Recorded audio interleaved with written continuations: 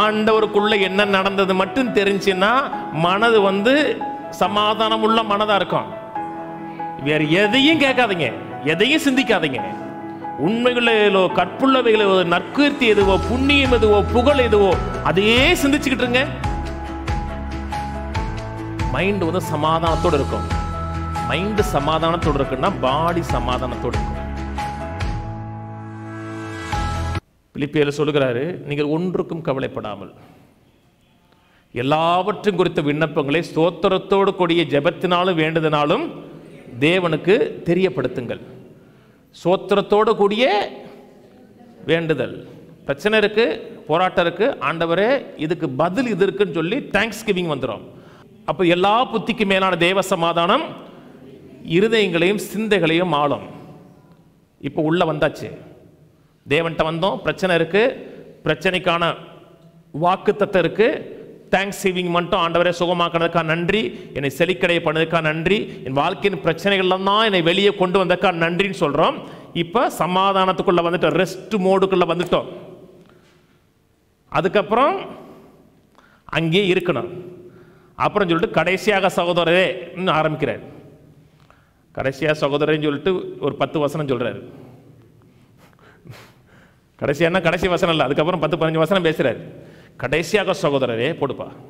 கடைசியாக சகோதரரே, உண்மை உள்ளவைகள் எவைகளோ, ஒழுக்கமுள்ளவைகள் எவைகளோ, நீதி உள்ளவைகள் எவைகளோ, கற்புள்ளவைகள் எவைகளோ, அன்புள்ளவைகள் எவைகளோ, நற்கீர்த்தி உள்ளவைகள் எவைகளோ, புண்ணியம் எதுவோ புகழ் எதுவோ அவைகளையே சிந்திச்சு கொண்டிருங்கிறார். சோத்திரம் பண்ணீங்க, தேவனுக்கு தெரியப்படுத்தினீங்க, அதுக்கப்புறம் நீங்க செய்ய வேண்டிய ஒரு காரியம் இருக்குங்கிறாரு. இவைகளையே சிந்திங்கிறாரு. இவைகளுக்கு பதிலாக நான் வேற எதையே சிந்திக்கிறேன் என்றால் சமாதானம் வெளியே போயிடும். சில மக்கள் சொல்லுவாங்க, என்ன நடந்துச்சுன்னு தெரியுமா? ஆமாங்க, அது உண்மை, ஆனா அது கற்புள்ளவைகள் கிடையாது. அப்படியா, எனக்கு தெரியாம போச்சே, அதெல்லாம் கேட்கக்கூடாது. கேட்ட உடனே மனது முழுக்க என்ன ஓடும்? அதான் ஓடிக்கே இருக்கும். அங்கே என்ன நடந்துச்சு தெரியுமா, அங்கே நடந்துச்சு தெரியுமா, பாரு நான் தான் பைத்தியக்காரி மாதிரி உலகத்தில் என்ன நடக்குன்னே தெரியாம இருக்கேன். நல்லா இருப்பீங்க. உலகத்தில் நடக்கிற எதுவுமே தெரியாம ஆண்டவருக்குள்ள என்ன நடந்தது மட்டும் தெரிஞ்சுன்னா மனது சமாதானம் உள்ள மனதா இருக்கும். வேற எதையும் கேட்காதீங்க, எதையும் சிந்திக்காதீங்க. உண்மைகளோ கற்புள்ளவைகளோ நற்கீர்த்தி எதுவோ புண்ணியம் எதுவோ புகழ் எதுவோ அதையே சிந்திச்சுக்கிட்டு இருங்க. மைண்ட் சமாதானத்தோடு இருக்கும். மைண்டு சமாதானத்தோடு இருக்குன்னா பாடி சமாதானத்தோடு இருக்கும். பாடி மனது தாங்க கவனம் பண்ணுது. பிசாசு இது எல்லாத்துக்கும் பிசாசை குறை சொல்லக்கூடாது. பிசாசு கெட்டவனா கெட்டவன் தான், ஆனா பிசாசுக்கு எல்லாத்துக்கும் காரணமா காரணங்க அவன் தான் எல்லாம் செய்ய வைக்கிறானா கிடையாது. அப்படி சொல்ல மாட்டோம், ஏற்றுக்க மாட்டேன். எண்ணத்தை மட்டும்தான் கொடுக்குறான். அதுக்கப்புறம் அந்த எண்ணத்தை சிந்திச்சது நீங்க. விதை விழுந்துச்சுங்க, விதை எடுத்து வெளியே போட்டுருக்கலாம். நீங்க அவன் தான் ஒரு காரியத்தை சிந்திக்க வைக்கிறான், இதை சிந்திங்கிறான்.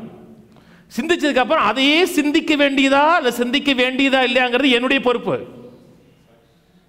நான் அதை சிந்திக்க போக மாட்டேன், இது நிராகரிக்கிறேன்னு நினைச்சிட்டுன்னா அப்புறம் அதை வாயை திறந்து பேச மாட்டேங்க. நான் சொன்னது புரியுதுங்களா? என்னென்ன சிந்திக்கணும் ஏது சிந்திக்கணும்னு பிசாசு வைக்கலாம். அதுக்கப்புறம் நம்ம அரை மணி நேரம் அப்படி இப்படி உட்காந்துருக்குறோம். அதே தான் ஒரு பெரிய ஃபில்ம் உள்ள ஓடிக்கிட்டு இருக்கோம்.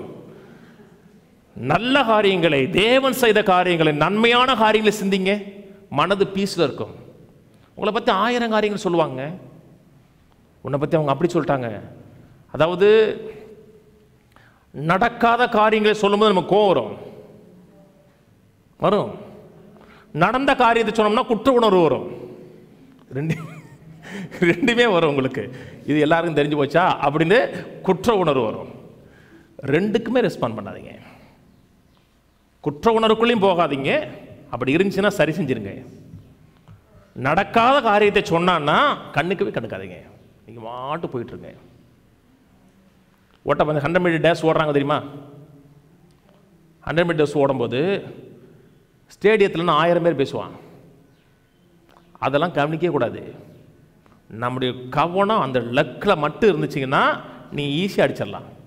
ஒருத்தன் சொல்லுவான் ஓடுறான் பாரு அப்படின்னா, ஏன் ஓடிப்பாரு அப்படி சொன்னீங்கன்னா அங்கே போயிடுவாங்க எல்லாருமே.